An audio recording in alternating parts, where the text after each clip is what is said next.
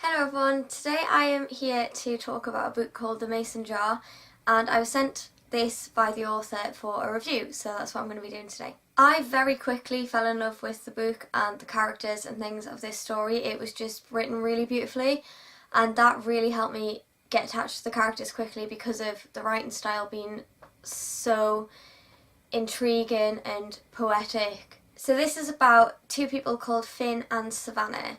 And Finn lives with his granddad as he's lost both of his parents, unfortunately, but he's got a really strong bond with his granddad, and his granddad always leaves little letters and notes and things in a mason jar for him, kind of like advice and hope and things for his future, which is really, really lovely, and those two just have such a strong bond. I really, really love that bit of the story. Finn and Savannah end up beginning a relationship in college, and they end up being really, really close. It's a really lovely relationship, and they basically just fall in love with each other very, very quickly, which usually I don't like, but I actually really liked it in this book. It was written really nicely. But one day Savannah ends up just leaving with no trace of where she's gone or whether she's going to come back, anything like that, so Finn is just left not knowing what's happened at all. Years later, Finn ends up writing a book about his relationship with Savannah and his sort of life after Savannah left, and including when he went to work in Africa. But in the book he changes Savannah's name to Eden, so we know her as Eden throughout the whole story pretty much. I'm going to call her Eden from now on, just because it's easier, but one of Eden's friends ends up getting her hands on the story and reads it basically, and then tells Eden that this book is written about her and she needs to read it.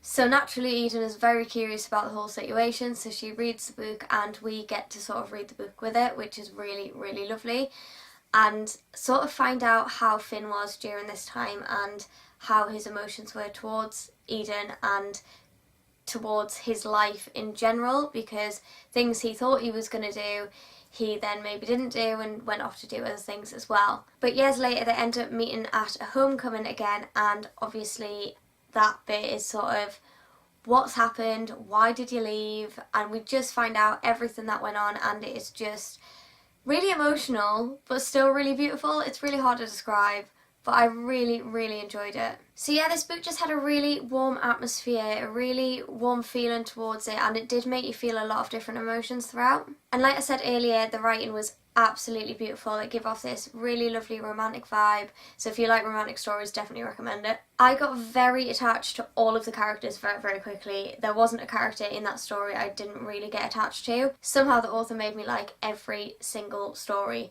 I just adored this, absolutely adored this. One of the main elements I really did enjoy about this story was the relationship Finn had with his granddad.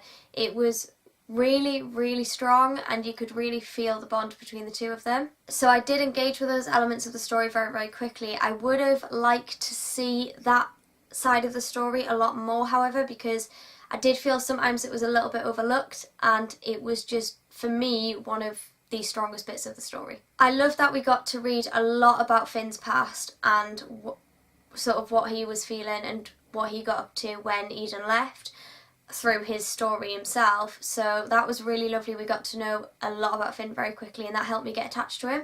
However, I would have liked to see the same sort of thing with Eden, but I can sort of understand why it wasn't, because then that would kind of make the story just way too long. We did get to sort of see a little bit about why Eden left and sort of her reasons for doing so a little bit earlier on in the book, but it got explained a lot more as the story developed, which was nice, but some of it I just wish it touched upon a little bit more. I really couldn't wait for the homecoming part of this story, because we found out about homecoming quite, not early on, but sort of about halfway through-ish roughly, and from that moment I was constantly just wanting to know how it was going to sort of all come out at homecoming, and all the information about why Eden left and how Finn was going to react to this. I really, really, really wanted to know, like, straight away. I'm not very patient when it comes to stuff like that, so I just couldn't put the book down from then on. It was just constant reading from then. What I would really love to see, and this would just depend on the author and what they were doing, but what I would absolutely love to see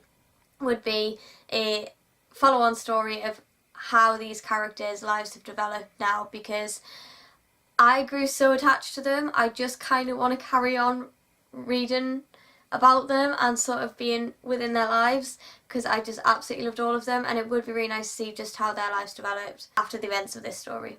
So if you like a romantic story with really beautifully written characters, stunning poetic writing, and just a story that makes you feel every emotion under the sun, I definitely recommend this book.